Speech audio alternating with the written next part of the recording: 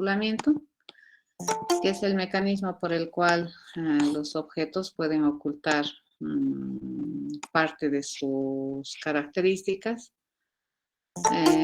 sobre todo con fines de mantener consistencia interna y de modelar de mejor manera los objetos del mundo real, ¿no? Hasta aquí habíamos visto.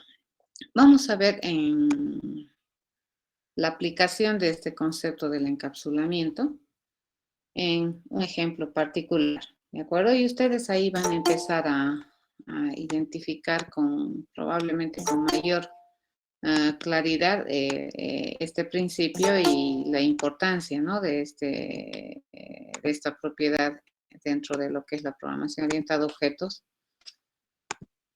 cuando se resuelve ejercicios, ¿ya? Bien, caramba.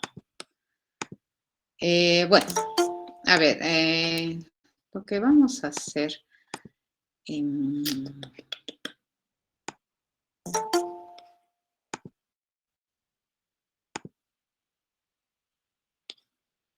Bueno, entonces, vamos a leer este problemita que tenemos por acá y vamos a intentar modelar alguna alternativa de solución para este contexto, ¿no?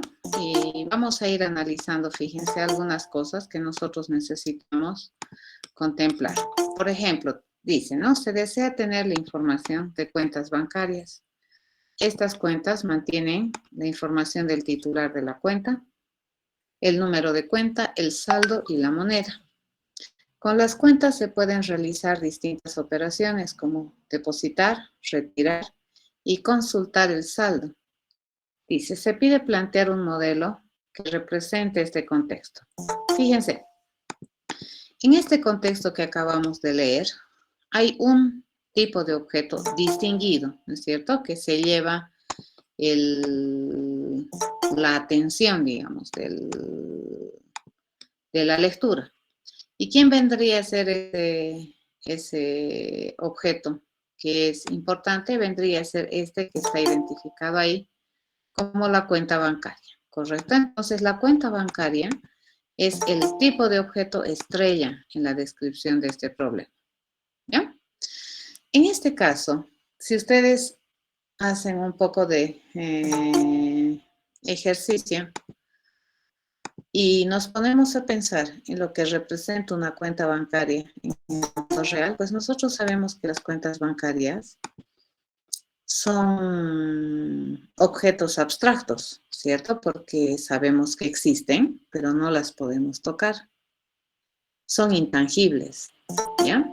Y por supuesto, fíjense, las cuentas bancarias tienen un montón de información bastante protegida por obvias razones, ¿correcto? Por ejemplo, el número de tu cuenta, la clave de tu cuenta, el saldo de tu cuenta, pues es información bastante restringida al resto del mundo, ¿ya? Por lo que, en el mundo real, cuando nosotros hablamos de este tipo de objeto, que es una cuenta bancaria, que es un tipo de objeto intangible, pues podemos ahí observar que realmente hay muchas cualidades de estos objetos que requieren estar protegidos, privados, ocultos a los ojos del exterior, ¿ya? Es muy importante observar esto. En este caso, fíjense, ¿qué es la parte que nosotros vamos a ocultar o vamos a proteger de cualquier intrusión o de cualquier manipulación sin control de esta cuenta bancaria? Van a ser básicamente sus propiedades atribuibles, ¿correcto? Porque esos datos que tiene, que es el saldo, el número de cuenta, la clave, qué sé yo, el titular de la cuenta, eso no puede ser modificado tan alegremente desde afuera. Entonces, desde ese punto de vista, la forma de modelar este tipo de objetos va a ser considerando que hay algunas particularidades de estos objetos que son realmente ocultos, ¿de acuerdo? Acá abajo, lo que te dice, ¿no? Lo que nosotros podemos percibir y percatarnos de este problema es que información, mucha parte de la información de este objeto es privada. O sea, que no se puede acceder a los atributos de las cuentas bancarias, a menos que lo hagamos por accesos controlados. Por ejemplo, por formas de depositar, para poder aumentar saldo, como operaciones de retiro, para poder quitar dinero de tu cuenta. Pero así directamente, tú no podrías hacer ningún cambio en una cuenta bancaria, ¿correcto? Ni por muy titular que seas, ¿sí? Entonces, en este caso, si ustedes observan, la modificación del saldo de una cuenta bancaria se va a realizar de manera controlada. Siempre se puede hacer una modificación del saldo que tienes en una cuenta a través de las operaciones básicas que vendrían a ser el depósito, el retiro, ¿ya? Solamente bajo esas circunstancias. Por otro lado, fíjense, yo no podría ir a retirar montos que sobrepasen el monto de mi saldo de la cuenta. ¿Ya? Entonces, para mantener la consistencia interna de lo que representa este tipo de objeto, pues nosotros vamos a ocultar bastantes cosas. De hecho, las implementaciones de cómo se hace un retiro, cómo se hace un depósito, pues también van a estar ocultos. Nosotros no vamos a poder hacer que esas formas de hacer un retiro, formas de hacer un depósito, las podamos modificar a nuestro antojo, ¿cierto? Esos métodos, esos procedimientos con los que se hace esta clase de actividades, pues están también protegidos, ¿de acuerdo? Entonces, el cómo se hace para depositar o retirar, pues también son cosas que nosotros no vemos desde el mundo exterior cuando trabajamos con una cuenta bancaria. Sabemos, tenemos la intuición que probablemente hay un procedimiento controlado, ¿no es cierto?, para dar soporte a estas operaciones, pero exactamente no sabemos cómo lo hace y mucho menos no tenemos la posibilidad de cambiar el procedimiento para poder engañar de alguna manera la existencia de estas cuentas bancarias. ¿Ya? Entonces, cuando nosotros queremos proteger de esta manera estos tipos de objetos, pues para nosotros es muy útil en estas ocasiones utilizar el concepto de lo que es encapsulamiento. Vamos a ir a modelar esta cuenta bancaria, ¿ya? Y vamos a ver cómo es que se hace el uso de esta propiedad del encapsulamiento y vamos a ir viendo cómo es que nosotros trabajamos con este concepto que viene a ser el ocultar información. Veamos, vamos a planear entonces un objeto, dice, de clase cuenta bancaria. ¿Ya? Nos construimos ese tipo de objeto y sobre la base de esto, dime. Creo que se ha colgado, no se ve. No está compartiendo. Sí, Está compartiendo. Se comparte, pero estoy compartiendo. Se congeló. Sí, pero no estoy viendo, Inge, pero solamente la letra nomás. A ver, ahorita vamos a hacer, ¿ya? Gracias. Vamos, pantalla, qué raro. Nos venimos por acá. Por acá.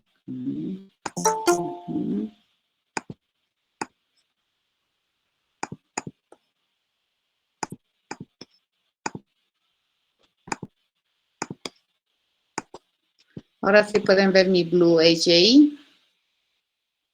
Sí, Inge, ahora se ve. Ahora sí se puede ver, Inge. Listo, muchas gracias. Entonces, fíjense, he construido o estoy definiendo un objeto que se denomina cuenta bancaria. ¿Ya? Y lo que voy a hacer aquí es explicitar las cosas que tiene este tipo de objeto con lo que tenemos en la descripción.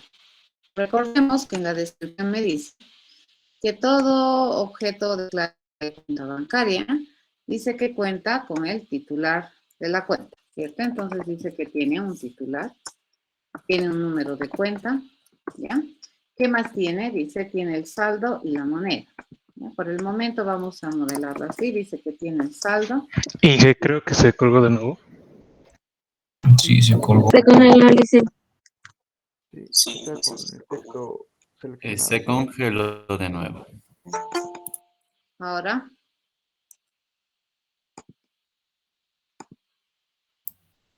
Ahora sí. ¿sí? Ese es un problema de la red, me imagino. ¿De acuerdo? Entonces, vamos a ver. El titular de la cuenta, lo que vamos a hacer es un modelo muy sencillo. Vamos a decir que vamos a tener solamente el nombre del titular, que nuestro número de cuenta va a representar o va a estar representado por un número, que el saldo de la cuenta va a ser un valor real, ¿de acuerdo? Y la moneda va a ser también representada con un string. Estos atributos, fíjense que acabo de definir para estos objetos que son de tipo cuenta bancaria, pues no deberían estar disponibles para que cualquiera desde afuera pueda hacer mal uso de esta información, ¿de acuerdo? Esta información está completamente blindada, resguardada.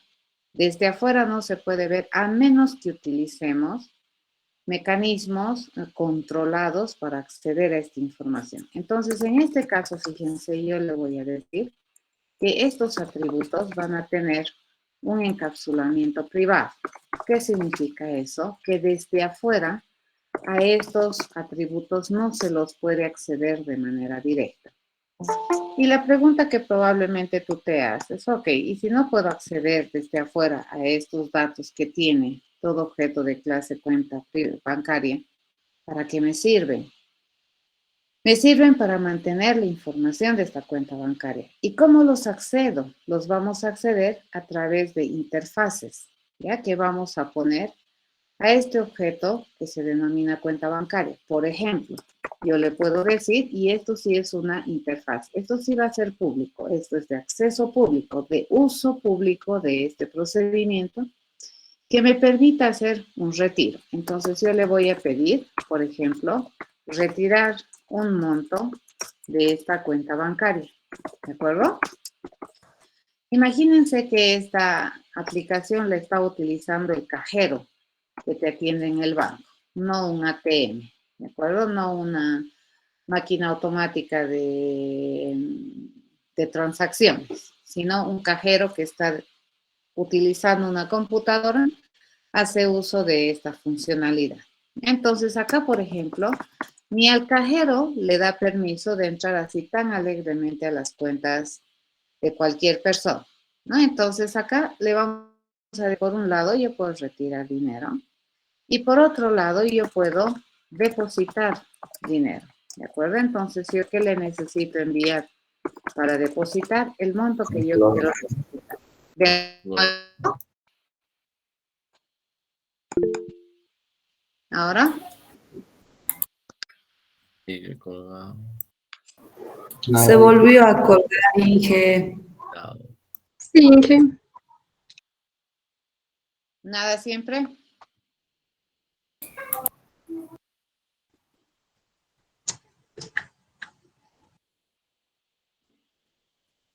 Ya se ve.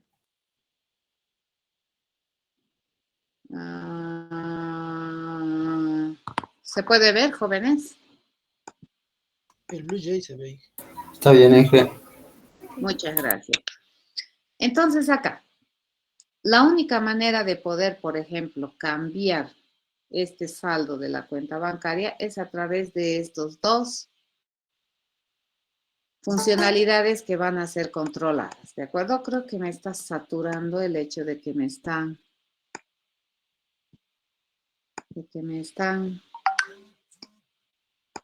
sobrecargando esta parte, ¿ya?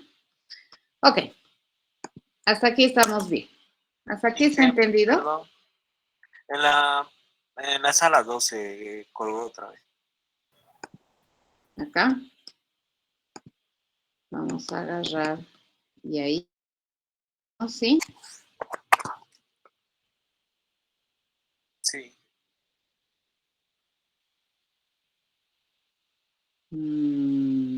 ¿Estamos bien? ¿Están viendo? Bueno, no sé Sí, si Inge, se puede ver. Vamos a chequear cómo estamos. Sí, sí, ¿Está pausado? que ahorita no estoy haciendo nada. ¿Ya? Entonces, veamos. La anterior clase que habíamos estudiado también, la cuestión de constructores, ¿correcto? A ver, acá nos preguntaré, cuando creamos una cuenta bancaria, ¿qué datos mínimos te pide? Nombre. Número de carnet. Nombre completo, carnet y tipo de moneda de la cuenta. Ya, entonces aquí nos estaría faltando probablemente ese dato que ustedes dicen carnet de identidad. Entonces, para Ok. crear una cuenta, fíjense, que es una cuenta bancaria, ¿ya? Mínimamente, ¿qué necesitamos mandarle? El nombre del titular. Creo que se colgó de nuevo en sala uno. De nuevo, Licencia única.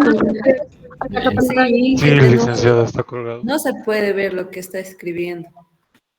Ujú. Ahora sí. Ahora sí. Ahora sí, licencia. Ahora sí. sí, tengo una latencia. A ver, vamos a intentar hacer algo. Me voy a quedar.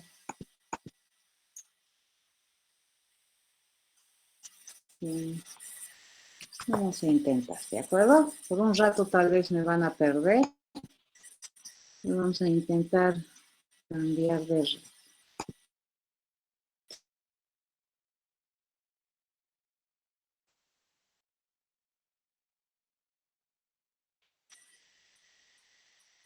Los recuperé, los perdí.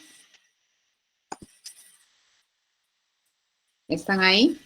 Sí, Inge. Sí, licenciado. Ahora sí lo ven. Sí, sí, Inge. Está todo bien. Vamos a ver si con esto podemos jalar. ¿De acuerdo? El problema es que me saturan muchísimo con esto. Voy a tratar de darles una invitación acá.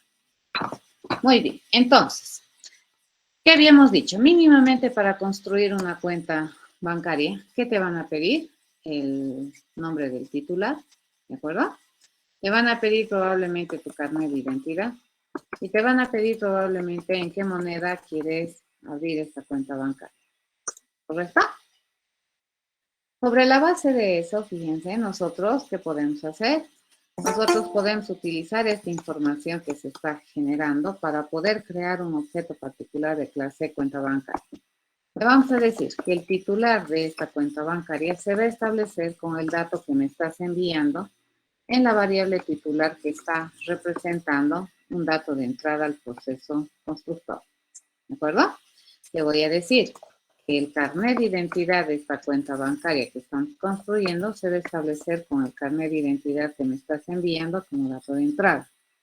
Vamos a decir que la moneda de esta cuenta bancaria que estamos construyendo se va a establecer con la moneda que tiene este constructor.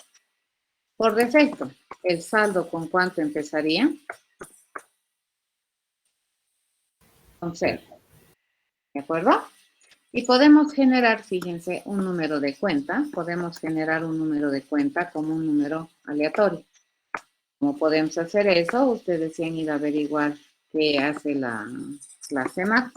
Y dentro de la clase MAP hay hartas funcionalidades, ¿no? Entre ellas tenemos uno que se llama random, que me permite generar un número aleatorio entre 0 y menor a 1.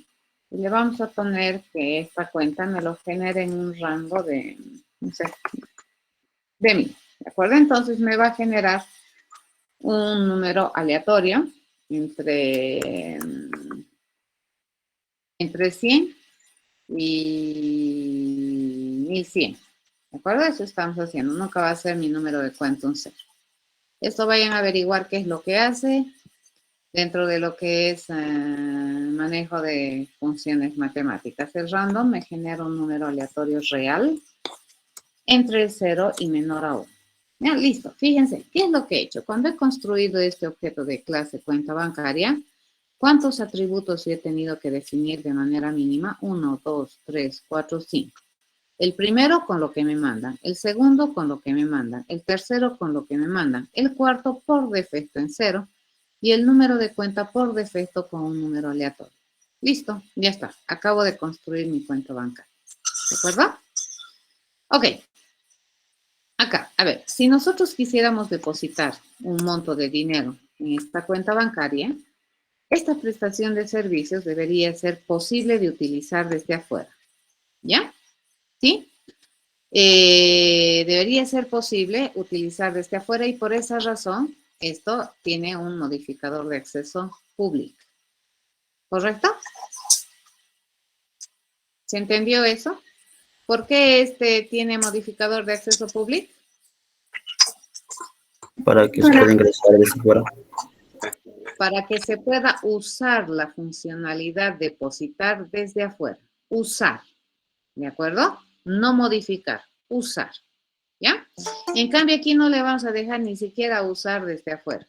La única vez que nosotros permitimos hacer algún cambio a cualquiera de estas cosas debería ser por algún medio controlado. En este caso, fíjense, si a mí me piden depositar un monto, ¿qué condiciones debería cumplir el monto? ¿Qué restricciones debería tener el monto? Que no sea mayor a la cantidad de saldo que tiene en su cuenta. Depositar, quiero depositar.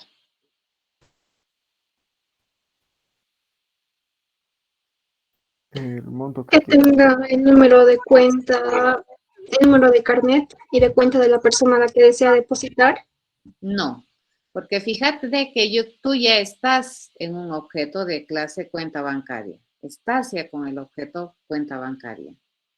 Y a un objeto de cuenta bancaria le estás pidiendo depositar. Entonces, para seleccionar el tipo o el objeto particular en el cual estás queriendo probablemente hacer el depósito, pues es otro procedimiento.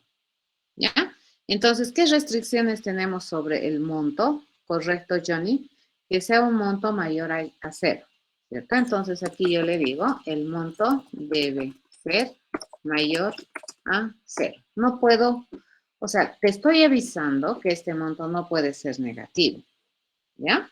En este caso particular, si suponemos que esta funcionalidad lo utiliza un cajero del banco, entonces el cajero se va a asegurar de que esta condición se cumpla.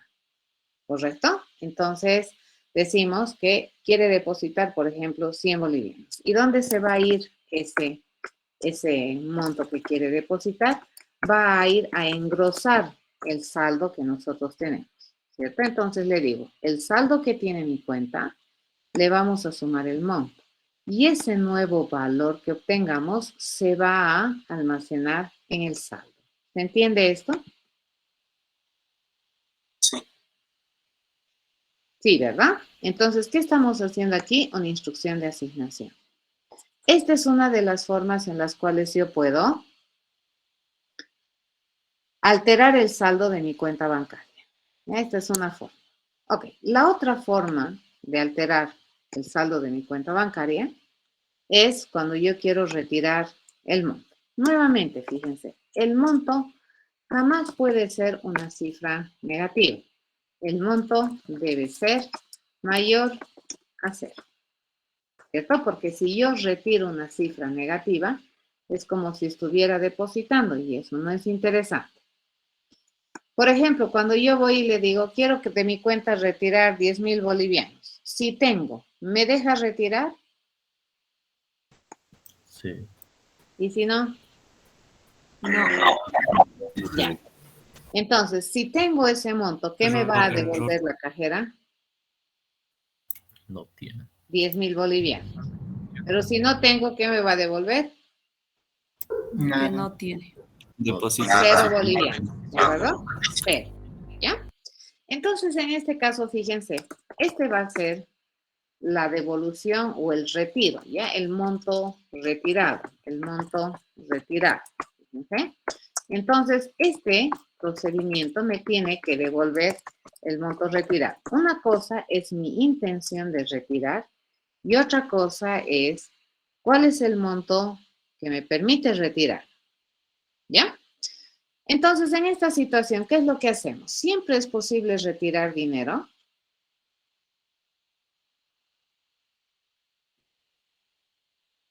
Si existe ese monto, sí, ¿no? Existe Sí, ese claro. monto, sí. Pero entonces, ¿qué es lo que vamos a hacer? Fíjense, yo le voy a decir que mi saldo, espero que no se les haga, a ver, van a entender. Yo le voy a preguntar, fíjense, si el monto que yo estoy queriendo retirar es menor o igual al saldo que tengo en este momento, le pregunto, ¿de acuerdo? ¿Se entiende? Estoy preguntando, ¿no ve? Si el monto es menor o igual al saldo que tengo en este momento, entonces el saldo lo vamos a reducir. El saldo nuevo va a ser igual al saldo menos el monto. ¿Correcto? Sí. ¿Cierto? Sí. En realidad este sería el monto retirado. ¿Ya? El monto retirado, fíjense, si el monto es menor o igual al saldo, entonces el monto retirado, ¿qué va a ser? A monto. ¿Cierto?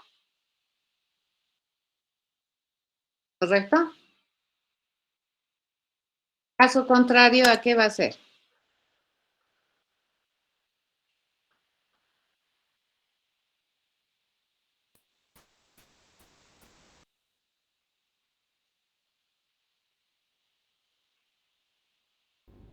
Si el monto no es menor o igual al saldo, ¿cuánto retiro? El Negado o rechazar. insuficiente. Cero. El Cero. monto retirado es cero. ¿De acuerdo?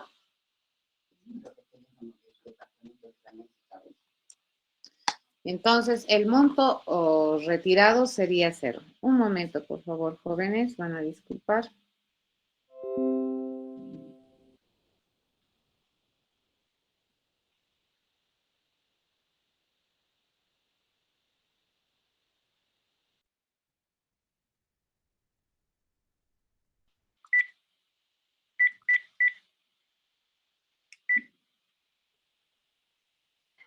Ya. Entonces, el monto retirado va a ser cero. ¿Correcto?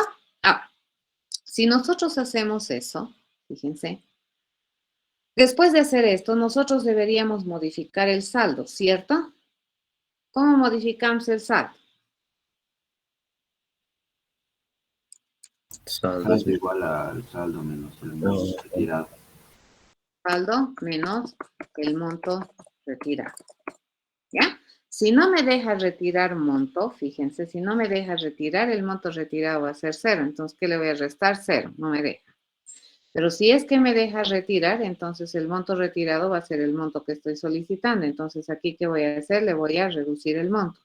Y yo sé que jamás este saldo, el resultado de evaluar esta expresión, nunca me va a dar un valor negativo, porque aquí yo estoy haciendo la comparación.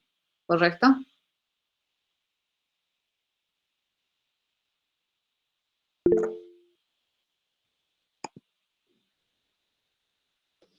¿Esta parte cuál? ¿Esta parte?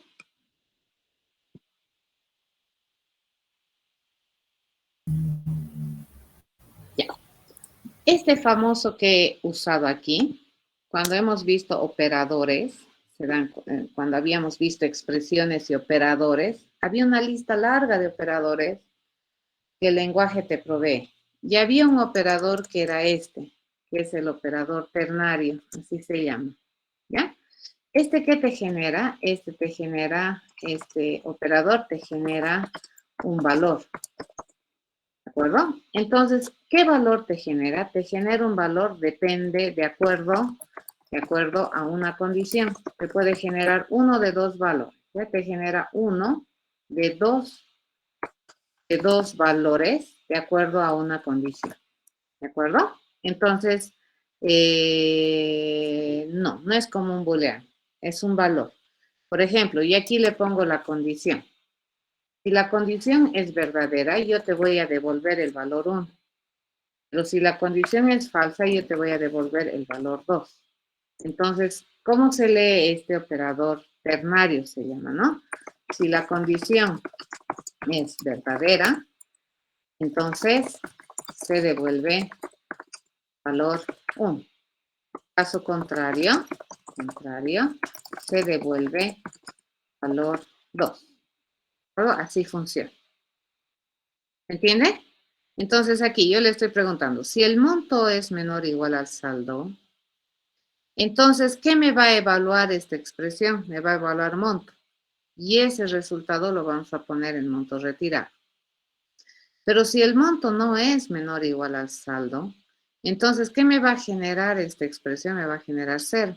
Y ese 0 lo vamos a poner a monto retirado. Este es un operador, fíjense. Esto que estoy utilizando, este, es un operador ternario, se llama. ¿Qué necesita? Necesita tres parámetros, 3 argumentos. La condición, la expresión en caso de que la condición sea verdadera y la expresión en caso de que la condición sea falsa. ¿Se entendió? ¿Será que puede dar otro ejemplito más, por favor, licenciada, de ese uso del ternario, por favor? Ya, a ver. Ya, por ejemplo, se los escribo por acá. Acá abajito vamos a escribir, fuera del programa. ¿Ya? Por ejemplo, si yo quisiera saber, este es el mínimo elemento de 2 valores. Ahí yo tengo A y B, por ejemplo, dados A y B, le digo, dados A y B, que son números, quiero encontrar el mínimo de los dos. ¿Cómo puedo encontrar el mínimo de los dos? Yo le pregunto, ¿será que A es menor que B? Entonces, ¿quién es el mínimo?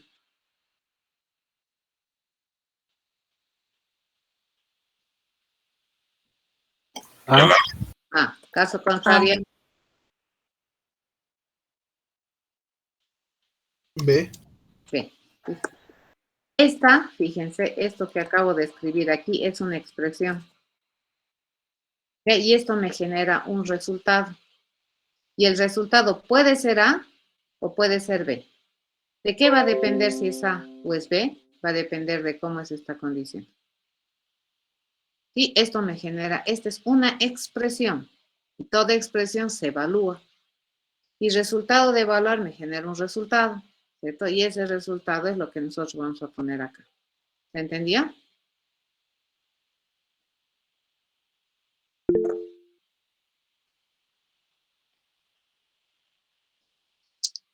Este es un operador ternario, ¿ya? El if es una estructura de control. ¿Ya? Entonces, este operador ternario se utiliza para cuando tú quieres elegir uno de 2 cálculos. ¿De acuerdo? Si tú quieres calcular así, si tú quieres evaluar así, cuando esta condición es verdadera, o quieres evaluar así, cuando esta condición es falsa. Y entonces, estos, fíjense, vendrían a ser, si nosotros nos ponemos a pensar un poco más rigurosamente, de manera general, este operador ternario, más o menos sería así. Esta sería, acá nosotros tenemos una condición, o que podríamos decir una expresión booleana, que me devuelve un true false, ¿no ve? Y aquí yo tengo la expresión 1, la expresión de que si me devuelve sí, y aquí yo voy a tener la expresión cuando me devuelva no, ¿ya? Esto es muy diferente a la estructura de control en un sentido de que este es un operador, ¿de acuerdo? Y este te genera un valor. Siempre esto te genera un valor. Ya sea este o ya sea este. ¿Ya? El if then else es una estructura de control que tiene mayor ámbito de aplicación. Este es un operador. ¿Se comprendió? ¿Y solo pueden existir 2, Inge? Sí, solo 2 valores. Cuidado, estas son expresiones. ¿Ya? Esta es expresión y esta es expresión. ¿Ya? Y el resultado de evaluar esta expresión va a ser o esta o esta. ¿De qué va a depender? De cómo es la condición. ¿Se entendía?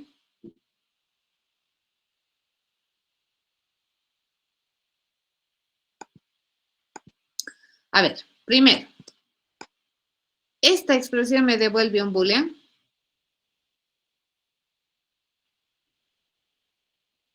¿Qué me dice?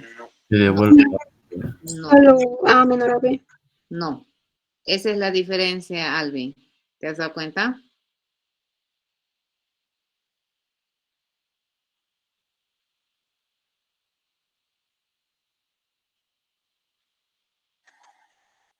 ¿Te diste cuenta, Alvin?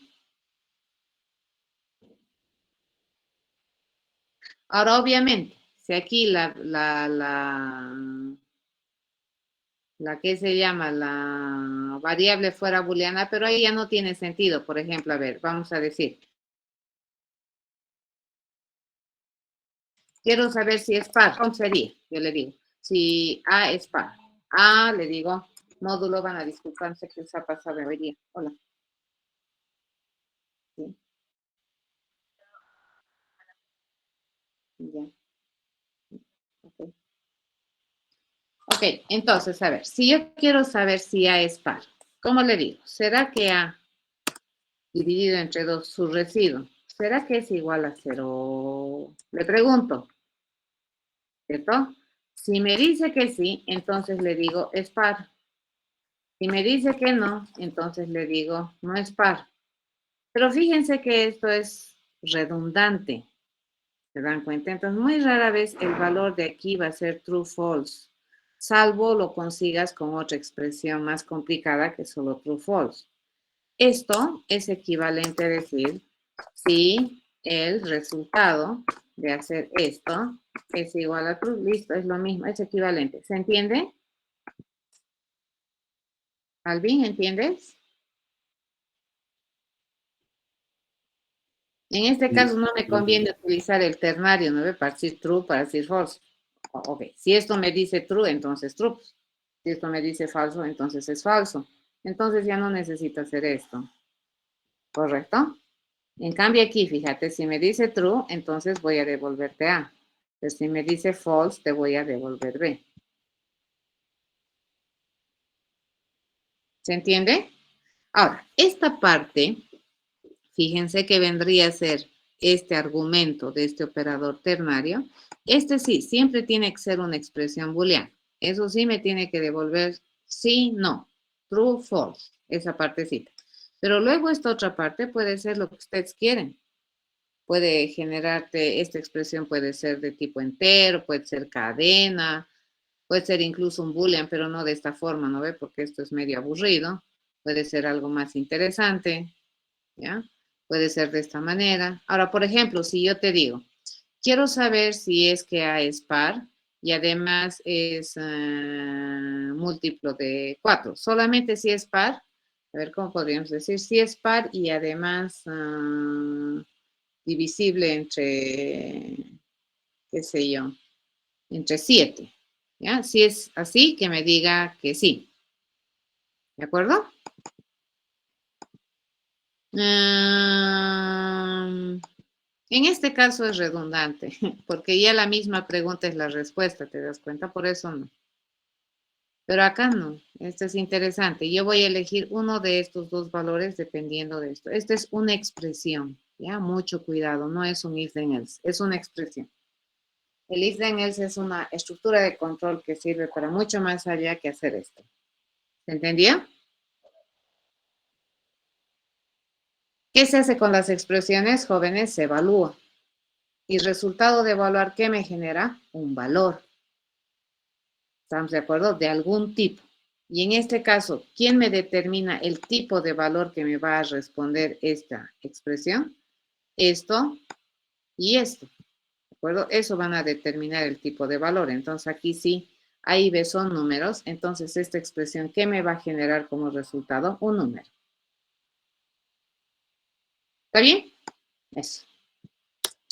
Listo. Entonces, una vez que hemos entendido esto, estamos diciendo que el monto retirado es ya sea el monto o es cero. ¿De acuerdo? Eso estoy diciendo. El monto retirado se va a definir con el valor que tiene monto o con cero.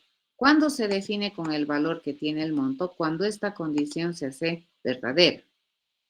¿Y cuándo se define con cero? Cuando esta condición se hace falsa. Sí, esto vendría a ser el valor del sí. Y los 2 puntos, después de los 2 puntos viene el valor del no. Es esto. Condición, val 1, 2 puntos, val 2. Ya tiene tres argumentos, ¿no ve? El primero, que es la condición. El segundo argumento, que es el valor o la expresión que tú vas a evaluar cuando la condición sea verdadera. Y después de los 2 puntos, el valor o la expresión que tú vas a evaluar cuando la condición sea falsa. Sí, el 2 puntos es el sí, no, digamos. O separar las opciones también es correcto decir, esta es la opción por el sí y esta es la opción por el no. ¿De acuerdo?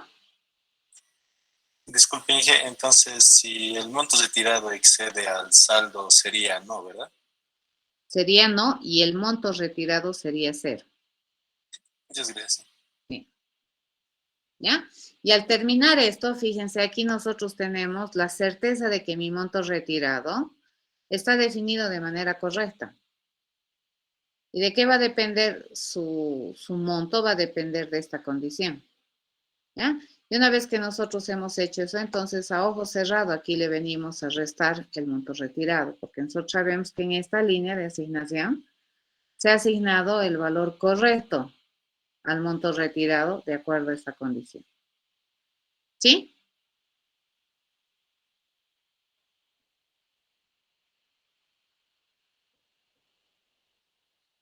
Está bien, ¿verdad?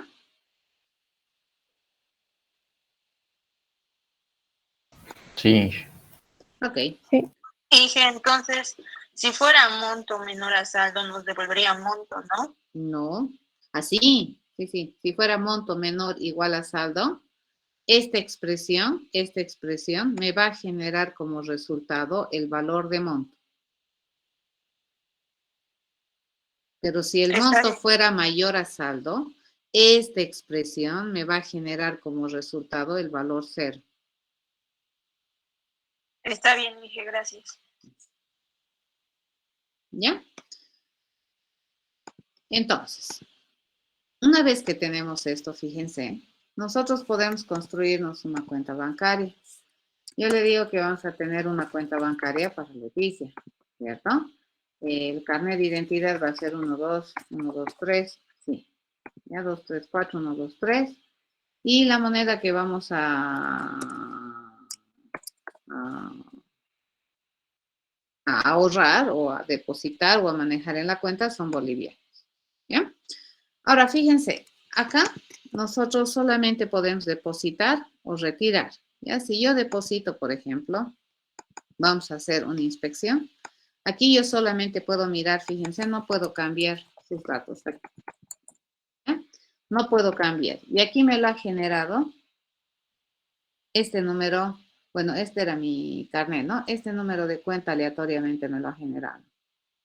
¿De acuerdo? Entonces yo le voy a decir, por ejemplo, quiero depositar. Yo quiero depositar, dice, este monto. Y aquí, ¿qué me recomienda? Acá, fíjense, me está diciendo el monto debe ser mayor a 0. ¿Sí? Y no estamos haciendo ningún control, ¿no ve? Estamos diciendo que el monto es mayor a 0. Entonces, por ejemplo, si deposito 100, aquí cambia. Ya tengo 100. Pero aquí directamente, fíjense, no puedo hacer ninguna manipulación de esto. Ahora, si me lo traigo aquí, para que ustedes vean, yo le digo cuenta bancaria 1. Me lo voy a traer a este lado. Me lo acabo de traer este objeto acá. Y a la cuenta bancaria 1, fíjense, le pido modificar su saldo. Fíjense, yo de viva voy a querer modificar el saldo directamente. Le voy a decir que tengo 100,000. ¿Ya? Quizás le digo, ¿no ven? Voy a hacer eso, me va a reñir. Me dice, ¿qué cosa? No puedes modificar el saldo así tan facilito. El saldo es privado. Fíjense, no modificar. Ya, la única manera de modificar este saldo es pidiéndole muy amablemente a mi cuenta bancaria que me pida depositar o que me permita depositar. Nuevamente vamos a depositar 200 y ahora sí van a ver cómo cambia acá. Le digo, está, y ya tiene 300. Pero hacer un cambio así directo, fíjense, sobre mi atributo saldo, no me deja. Eso no me deja, porque el saldo es privado. ¿De acuerdo? Entonces, por esa razón, fíjense, los atributos son privados. para no permitir que esto suceda desde afuera. Porque incluso yo puedo venir y decirte, el saldo de tu cuenta bancaria 1 es menos 100,000. Si yo le dejara esto posibilidad abierta de uso, ¿ya? Este es el code path. Te vienes aquí, you, y le dices show code path. ¿Ya? Listo. ¿Se entendió, verdad? Entonces, ahora fíjense, si yo quiero retirar dinero, por ejemplo, yo quiero retirar 10,000 bolivianos. ¿No ve? Yo porque tengo la plata y quiero retirar 10,000 bolivianos. ¿Qué debería devolver? Cero. ¿Debería cambiar el saldo? Hay que depositar más. ¿Debería cambiar el saldo después de ese retiro? No. No. ¿De acuerdo? No. Y dice 0 y no cambia. Para eso nosotros nos interesa tener esto privado, fíjense, para mantener la consistencia interna del objeto. Porque aquí yo no le voy a decir, no ve, quiero sacar, o sea, devolverme. Entonces, nuevamente le digo, ok, quiero que mi cuenta bancaria 1, de ahí quiero sacar el saldo. Entonces, le voy a decir que a ese saldo yo le voy a restar 10,000. ¿Cierto? No me deja. No puede, me dice. Su saldo es privadísimo. ¿Ya? Entonces, la única manera de hacer un retiro es por esta posibilidad de uso público. Entonces, ¿qué voy a usar? La prestación de servicios. Tampoco fíjense en cuando estoy hablando con el objeto, no puedo cambiar el método por el cual se sabe retirar. No puedo cambiarle esa condicioncita que le hemos puesto, ¿no es cierto?, en nuestra implementación y borrarla, digamos, desde aquí afuera y decir, ahora sí retiraremos. No se puede. Fíjense que la implementación para el retirar yo no la puedo ver, pero sí la puedo usar. ¿Y por qué la puedo usar? Porque está pública. Correcto, que si eso no fuera público, fuera privado, ni siquiera aquí lo vería. ¿Ya? Entonces, si ahora nosotros retiramos 150, ¿me va a dejar? Sí. ¿Y cuánto me devuelve? 150. ¿Y va a cambiar el saldo? Sí. Sí. ¿Cuánto va a estar el saldo? Esta vez sí. 150. Correcto. ¿De acuerdo? Ahí está. ¿Sí? Esto es orientación a objetos. ¿Se entendieron?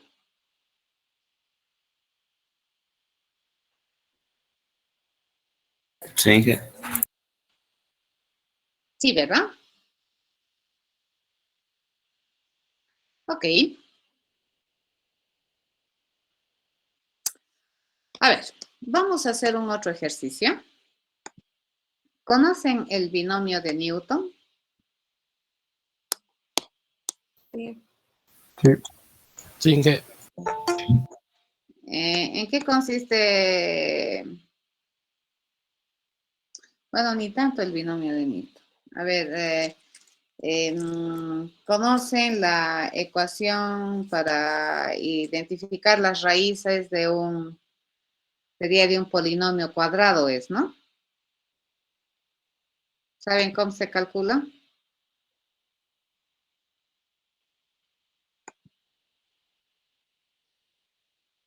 Por ejemplo, a ver, vamos a agarrar. No binomio de Newton, no haremos binomio de Newton, es un poco más complicado. Por ejemplo, si yo tengo a x al cuadrado más b x más c, ¿eso qué cosa es? Una ecuación. Un polinomio. Un polinomio de segundo grado, ¿no es cierto? Sí. Y se supone que cuando tú tienes un polinomio de segundo grado, tienes dos raíces, ¿correcto? Tienes la raíz 1 y tienes la raíz 2, o dos valores para x. ¿Estamos de acuerdo? Sí. ¿Cómo se calcula esos valores para x? Aquí le vamos a llamar x1, x2, ¿de acuerdo? No es. Le vamos a llamar x1 y x2, ¿cierto? Se puede obtener. ¿Cómo se calcula eso? ¿Factorizando o fórmula general? Fórmula general. Con Ruffini. Con Ruffini igual. ¿Cómo se hace? Rufini, ¿en serio? Aspas también podría Es decir, No, ¿cómo maestro Rufino? Rufini no es de, para el sistema de de ecuaciones. polinomio. Con la fórmula de... Fórmula general. Dice que hace La fórmula general, años sí. que he pasado esto y Rufini creo que no se aplica. Pero a ver, ¿cómo se resolvería esto? La fórmula general. ¿Cuál sería la fórmula general? Menos B más B Menos B. Menos Menos B. B más Más menos la raíz. Raíz cuadrada. Raíz cuadrada de 4 por el primer término, por el tercer término. Está mal, dice eso. B al B al cuadrado. cuadrado primero. B al cuadrado más 4AC sobre 2A. Menos 4. Cacho, a ver, tranquilidad, pueblo, a ver. Uy, Se están ustedes confundiendo. estudiantes pésimos, a ver. Menos B al cuadrado, ¿así? Menos No, B al menos B nomás. Menos B menos B más raíz cuadrada. más la raíz cuadrada. B al B al cuadrado. B cuadrado Menos menos más 4 menos 4 AC A por C. por C entre 2A. 2 por A. 2A. Inge es más o menos. Sí, pero no es verdad. Eso sería la raíz x1. x2 es menos b menos la raíz cuadrada de b al cuadrado menos 4ac. Todo esto dividido entre 2. ¿Cierto? Sí. Sí, Ahora sí estamos bien. ¿A ver? Ok. A ver, ¿bajo qué consideraciones esta fórmula es correcta? Cuando es Cuando en la raíz no haya, no tengo menos, no sea negativa. O sea, a ver, ¿qué tendríamos que considerar? Por ejemplo, si A es 0, ¿sirve? no Sí. ¿Cuál sería el valor de X? indeterminado. ¿No? ¿Se puede? No se puede dividir entre 0. No se puede. ¿Y no hay valor de X? Hay. Sería C La sobre raíz, B. la raíz sería raíz cuadrada de B al cuadrado. Ah, cierto, no se ¿En podría. serio? no se va a poder.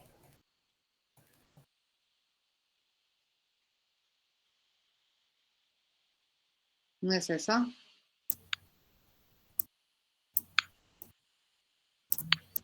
Pero ya no sería Aún no avanzamos eso. ya no sería No, esto sería X más, X1 más X2.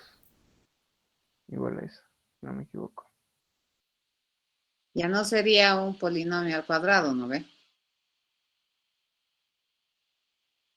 Si A es 0, quiere decir que este término no existe. ¿Cierto? ¿Cuándo también es peligroso?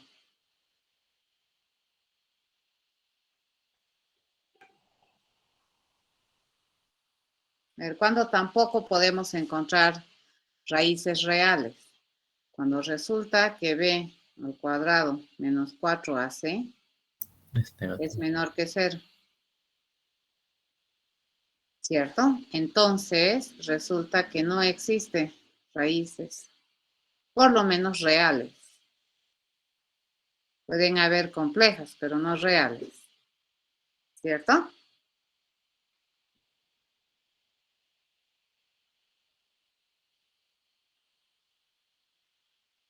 ¿Estamos de acuerdo? Sí, dice. Listo. Sí, Inge. A ver, programaremos un polinomio. Esta es una función cuadrática, ¿no? Para poder calcular su x, su y, o su x1 y su x2. de acuerdo a esto y considerando estos casos especiales. A ver, ¿qué más también es especial? A ver, aquí tenemos que fijarnos mucho en esto, ¿no es cierto? Porque esto no puede ser 0. Y la otra cosa que hemos considerado es que esto no puede ser negativo, porque si no ya no tenemos raíces reales. Para todos los casos creo que puede calcular. ¿Estamos de acuerdo?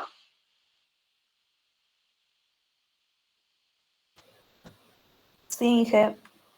Ok. Entonces, nos vamos a venir por acá y lo vamos a escribir en bonito para optimizar un poquito nuestro espacio en la pantalla. Lastimosamente la pantalla es muy chiquita. Si estuviéramos en clases presenciales tenemos una pizarra de 2 metros y eso hace la diferencia. Acá. Entonces tenemos algo que es de esta forma, ¿no es cierto? Ax al cuadrado más bx más c es igual a 0. Dice que este puede obtenerse dos raíces, que sería x1, que ustedes me han dicho que es menos b, más la raíz cuadrada de b al cuadrado menos 4ac. ¿Cierto? Todo esto dividido entre 2a. Y la otra, que sería x1, x2, perdón, que sería a menos b menos la raíz cuadrada de b al cuadrado menos 4ac. Todo eso dividido entre 2a. ¿Qué tenemos que tener cuidado acá? Que a tiene que ser, si a fuera menor a 0, o que si a fuera 0, en realidad, ¿no? Si a fuera 0, entonces acá nosotros podemos decir que tenemos solamente que x1 y x2, podríamos decir que son lo mismo, que vendría a ser equivalente a menos c por b, ¿correcto? Y cuando nosotros tenemos que b al cuadrado menos 4ac es menor que 0, entonces x1 y x2 no existen, por lo menos las raíces reales. ¿Cierto? Si nosotros quisiéramos encontrar las raíces reales, eso es completamente válido. ¿Sí?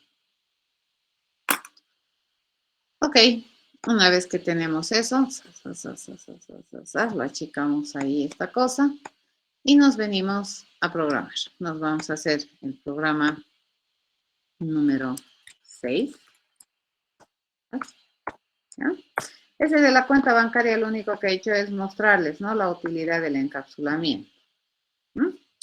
Vamos a venir acá y vamos a modelar un objeto que es un polinomio de segundo grado. ¿Ya? ¿Qué tiene todo polinomio de segundo grado? ¿Quién me dice? Rápidamente.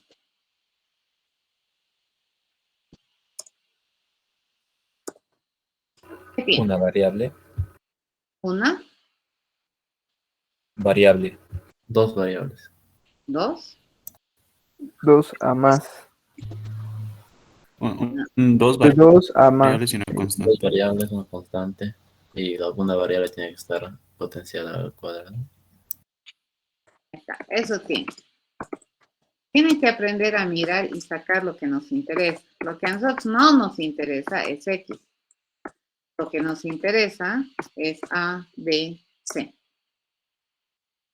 ¿Cierto? Porque X es la incógnita. ¿Cierto?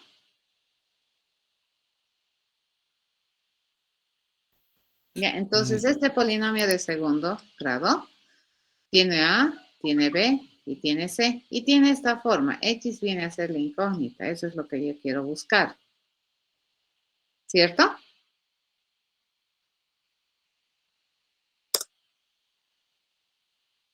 Sí, ¿verdad?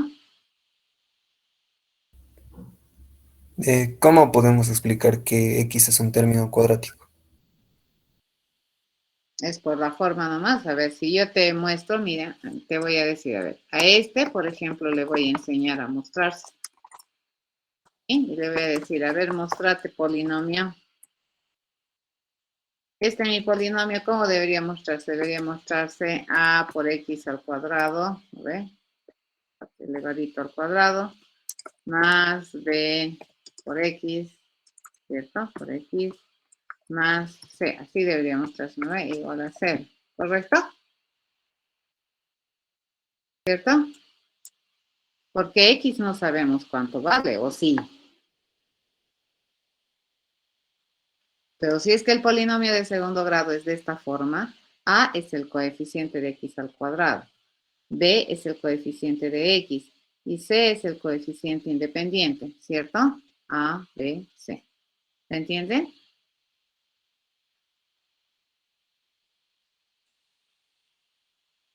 Sí.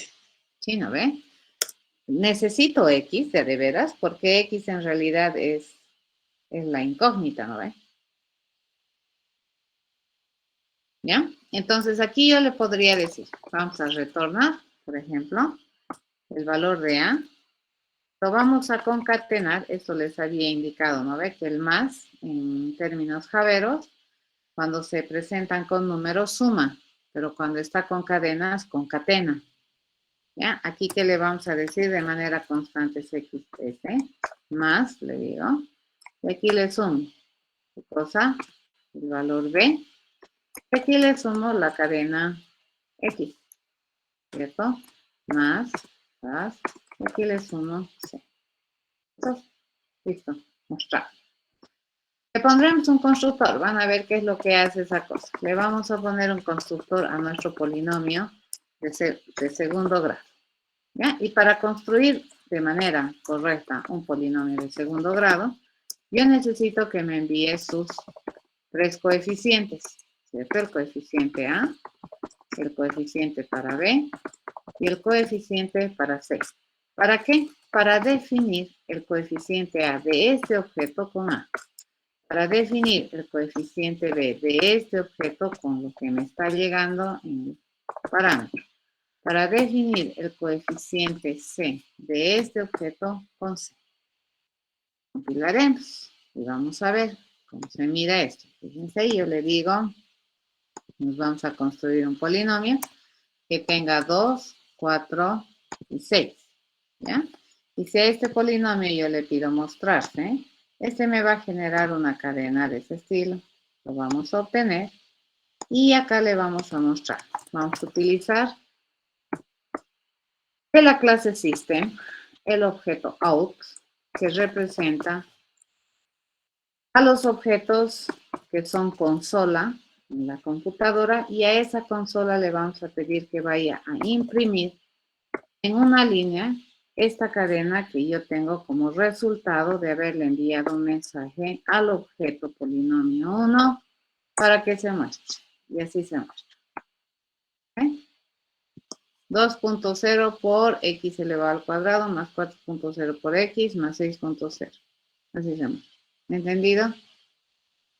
Necesito saber el valor de x, ¿no? ¿No ven?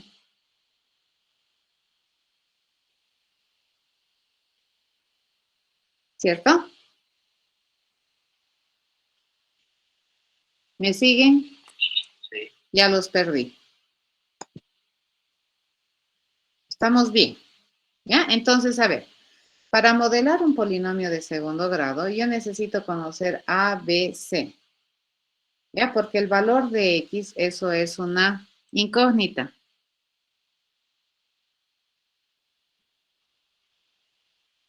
¿Sí? Sí. Ok. Bien. Acá nosotros necesitamos, fíjense, verificar algunas cosas para proceder de algún modo. Y si es que esto no fuera así, yo necesito verificar esta cosa para poder encontrar recién la raíz cuadrada, porque si no, no me conviene. ¿Ya? Entonces, para eso, fíjense, yo lo que voy a hacer es utilizar, ahora sí, una forma de bifurcar o de elegir formas de resolver el problema de encontrar las raíces x1 y x2, dependiendo de cómo son los datos que tiene este polinomio supuestamente de segundo grado.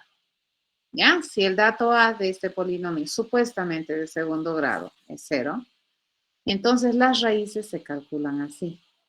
Pero si no es 0, entonces se calculan así. Pero la única vez que esas raíces existen es si esto es menor a 0. Bien, entonces acá fíjense, la forma de hacer cálculos va a depender mucho de algunas condiciones para que yo pueda hacer de una o de otra manera. Lo único que yo sé es que fíjense, a ver, ahora sí, ojos abiertos, mente abierta, ¿ya?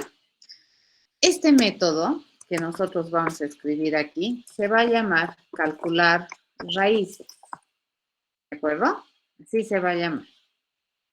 ¿Qué se supone que me debería devolver como resultado?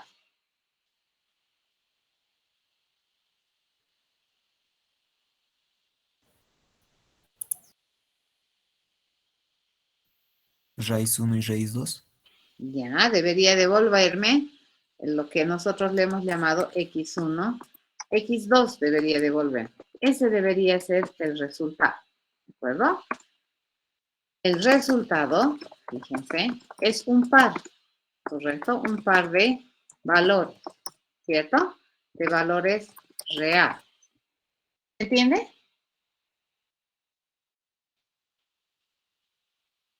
Sí. Ya. ¿Qué cosa es el resultado? Es un par de valores reales. No son dos valores reales. Es un par de valores reales. ¿Se entiende eso? Repito. ¿Puede volver a repetir, Inge? A ver, hay una diferencia entre devolverte dos valores y devolverte un par de valores.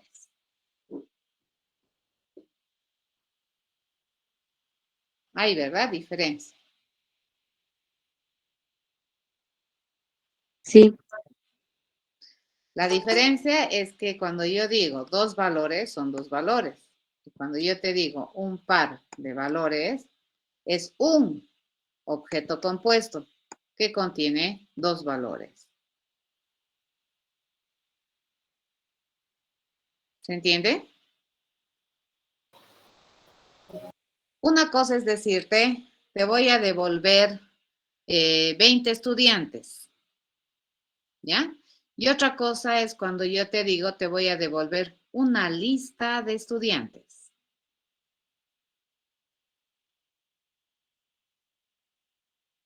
¿Se entiende? O sea, Inge, para tener dos valores necesitaríamos otra ecuación aparte de la que estamos utilizando, pues, ¿no ve? No. Es cuestión de tipificación. A ver. Es lo mismo, pero no es lo mismo. ¿Ya? A ver, no es lo mismo decirte que yo te voy a devolver, por ejemplo, lunes, martes, miércoles, jueves, viernes. Que decirte, te voy a devolver los días de la semana. ¿Cierto? Sí, Inge. ¿Se ¿Cuál entiende? es más lindo? ¿El de arriba o el de abajo? Para nosotros en términos de programación. ¿De abajo? El de abajo. Es lo mismo decirte, ¿no ve? Juan, Pedro, Mateo, Lucas, Ana, Rita, digamos, que decirte lista de nombres. ¿Cierto? ¿Cuál es mejor? El de abajo. El de abajo.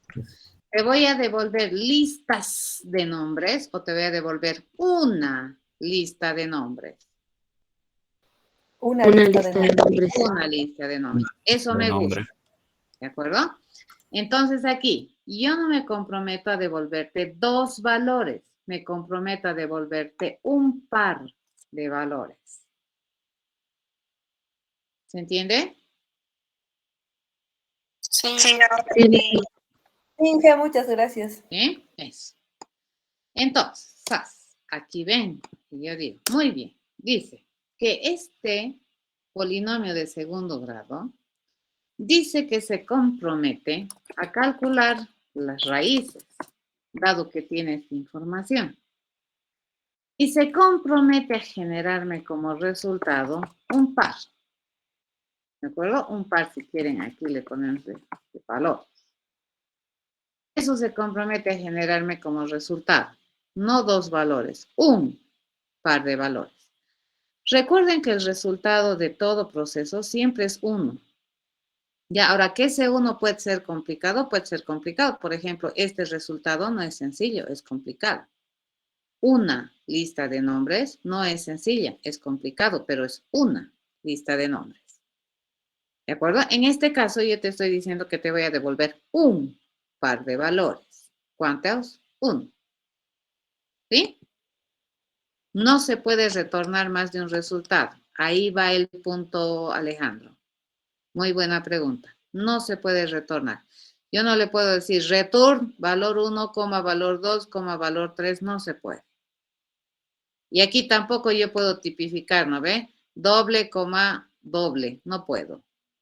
¿Ya? Entonces no me va a quedar otra que este que yo tengo aquí, que es una composición, que es una pareja de valores, no me va a quedar otra que agruparlo, ¿ya? En un concepto un poco más general, que yo le estoy llamando par de valores, ¿de acuerdo? Y ese es un comportamiento público. Fíjense. ¿Ya? Y al terminar, no sé, yo, ¿qué tengo que hacer? Tengo que devolverte, esas vendrían a ser las raíces. Y te voy a devolver, fíjense, las raíces. Solamente te puedo devolver un tipo de dato. En este caso es un tipo de dato compuesto, que es par de valores.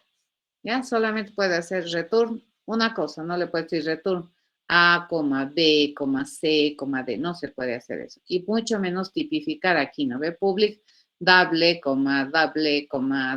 no se puede. ¿Estamos de acuerdo?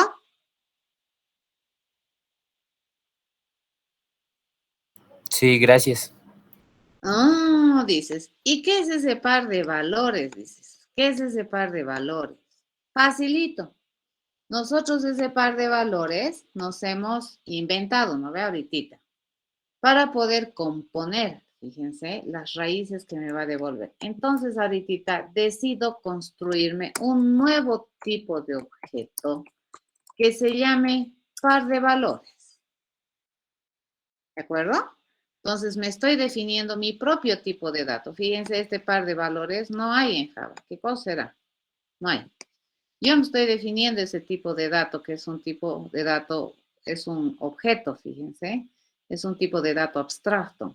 Entonces yo le voy a decir este par de valores, básicamente, ¿qué es lo que tiene ese par de valores? A ver, hasta la pregunta es obvia. ¿Qué es lo que tiene ese par de valores? Valores. ¿Cuántos? No X2. Valores. Dos valores. El valor 1, ¿cierto?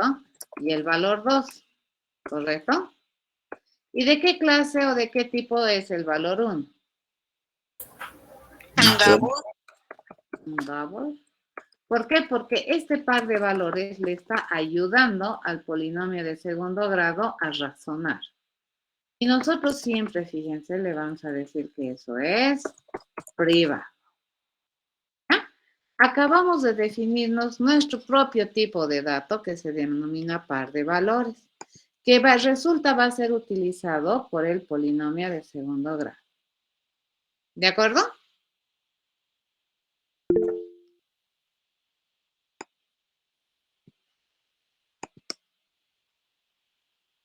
Sí, ¿verdad? ¿Alguien tiene una pregunta? Sí, licenciada, disculpe, ¿por qué sería privado lo último que hizo? Porque ya hemos dicho que por encapsulamiento jamás los atributos tienen que ser públicos, nunca. Ya nunca. Es por norma, o sea, es por diseño de orientación a objetos. ¿Por qué? Porque los atributos representan el conocimiento del objeto y ese conocimiento tiene que estar bien resguardado. ¿De acuerdo?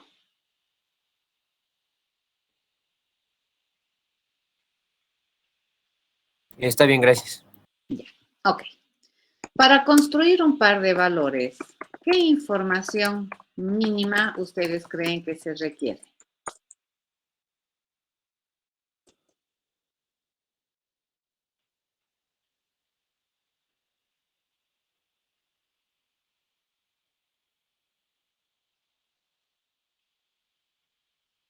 ¿Qué información se requiere mínima para construir el par de valores?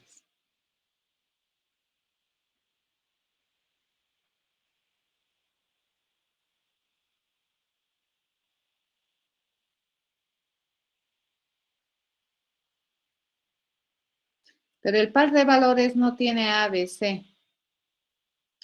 La fórmula no le debería pertenecer al polinomio.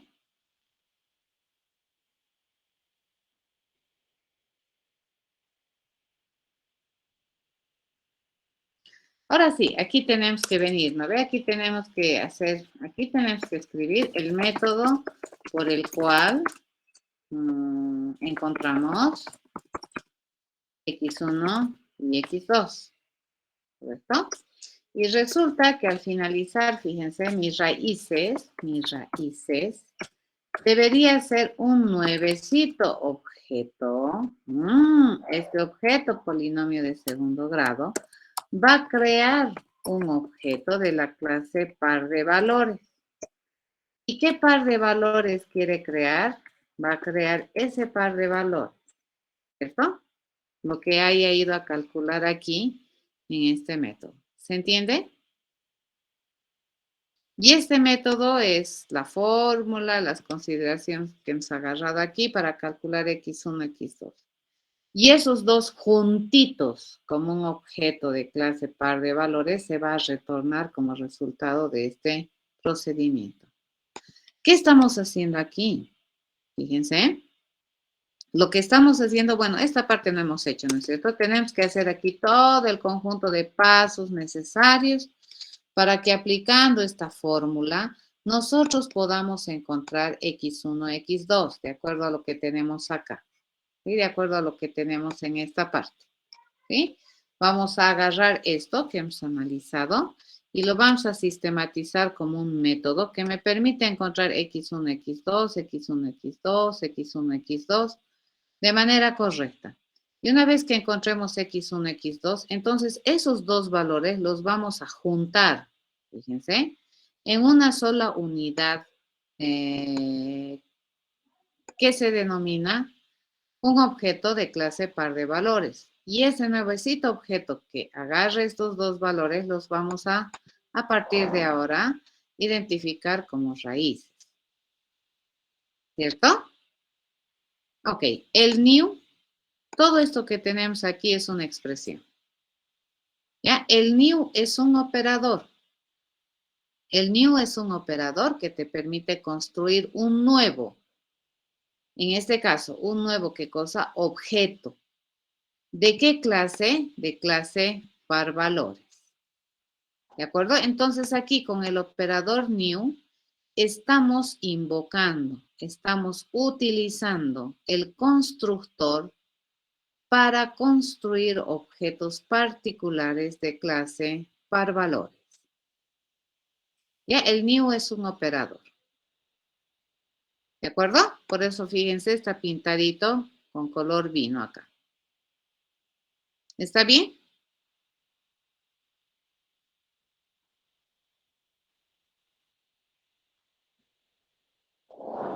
Les voy a mostrar ahorita qué es lo que hacemos. A ver, entonces, para construir, fíjense, un objeto clase par valores, yo voy a necesitar el valor 1 y yo voy a necesitar el valor 2. ¿Correcto?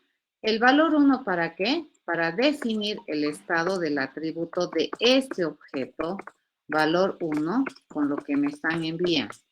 ¿Cierto? Y este valor 2, ¿para qué? Para definir el atributo valor 2 de este objeto que estoy construyendo. ¿Cierto? A ver, ahorita compilamos esto. Esto vamos a compilar. Todavía no sabe calcular las raíces. ¿Sí? A ver qué vamos a hacer. New par de valores x1, x2. Tiene razón. Acá necesitamos estas variables x1 y x2 que van a ser de tipo booleano o diré real. Por defecto les pondremos que van a ser 0 y luego las vamos a ver cómo se calcula. Ya, por defecto le digo entonces, ambas raíces son 0. Compilamos. Ahora fíjense, cuando nosotros hemos hecho aquí, miren qué bonito. que hemos generado esto, ¿no? Cuando nosotros hacemos clic derecho aquí, ¿qué sale aquí? A ver, lean. ¿Qué dice? Nuevo. Nuevo polinomio. New polinomio de segundo grado. ¿Qué estoy haciendo aquí? Estoy utilizando el operador new.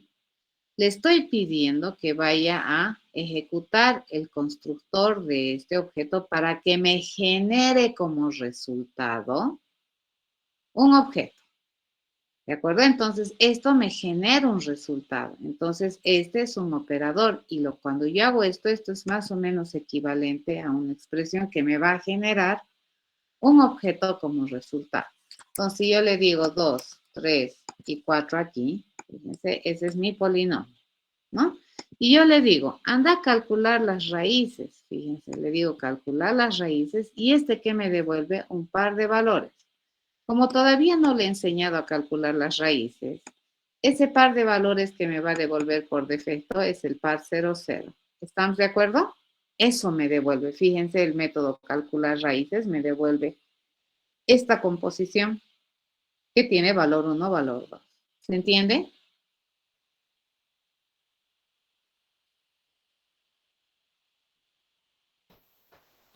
Inge, ¿podría volver a repetir esa parte, por favor? Cuando nosotros le pedimos a este polinomio, fíjense, este polinomio tiene esos datos, ¿no ve? 2, 3, 4. Pero aquí, el método para calcular las raíces todavía no hemos escrito. Por defecto, ¿cuánto vale x1? 0. Por defecto, ¿cuánto le hemos puesto en x2? 0. Si no hay, todavía no hemos calculado. Vamos a hacer después el método, ¿ya? Lo que les estoy mostrando es cómo está funcionando esto. A este objeto que es de clase polinomio, fíjense, yo le voy a pedir calcular las raíces. ¿Y qué se compromete a devolverme? Un par de valores. ¿Ya? Cuando hago eso, fíjense, eso se compromete a devolverme un par de valores. Cuando tienes esta flechita aquí, eso significa que este no es un dato primitivo, no es un int, no es un doble, no es un carácter, no es una cadena, no. Esto es algo complicado. Le hago doble clic aquí y fíjense, eso es lo que me devuelve. ¿Ya? Un objeto de clase par valores que tiene en su valor 1, 0 y en su valor 2, 0. ¿Se entiende?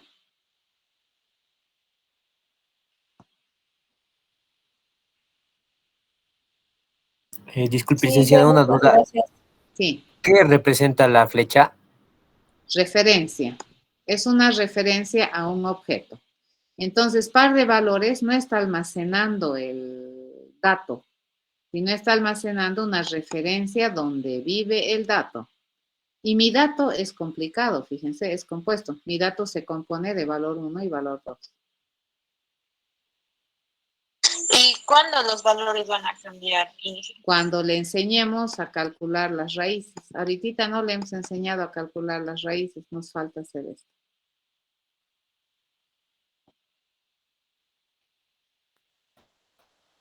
Sí, el new es para construir un objeto de alguna clase. El new es un operador. ¿Qué me dice? Nuevo objeto de clase par de valores con estos datos. ¿Qué me va a generar eso? Un nuevo objeto. Y ese objeto lo vamos a asignar en raíces.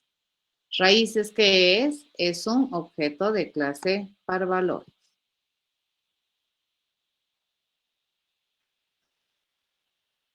¿De acuerdo? Sí, Inge. Listo. El jueves vamos a terminar de hacer esto.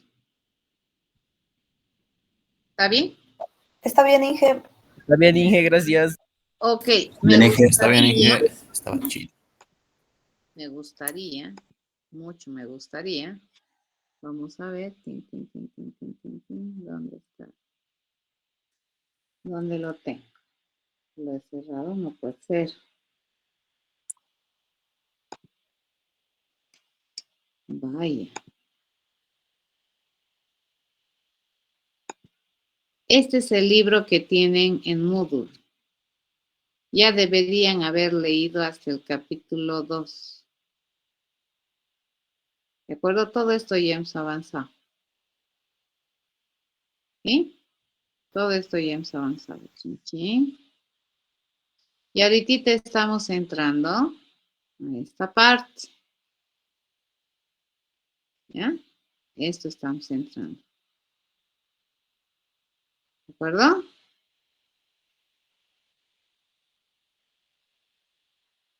¿Sí? ¿Se entendió? Todo esto ya hemos avanzado, jóvenes.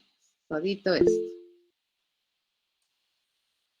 Hasta el capítulo 2 dijo, ¿no, Inge? Que ya habíamos avanzado. ¿Sí?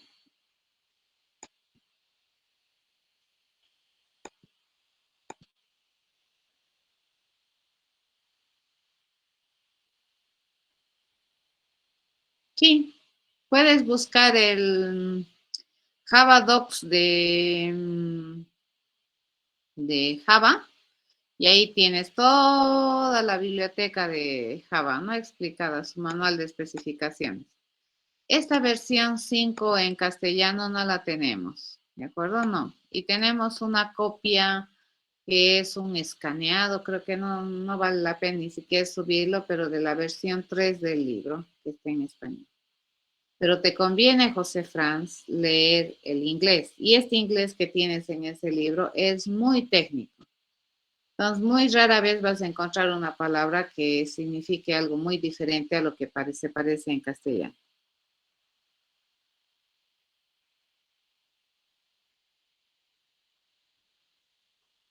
En San Google, fíjate el manual de especificaciones de Java, ¿de acuerdo? O dile Java Docs y te va a jalar alguna relación o alguna dirección, alguna página. ¿Ya, Diego? Eso. Nos vemos el día jueves, jóvenes. Pues, Inge. ¿Por qué? Hasta el día jueves, Inge.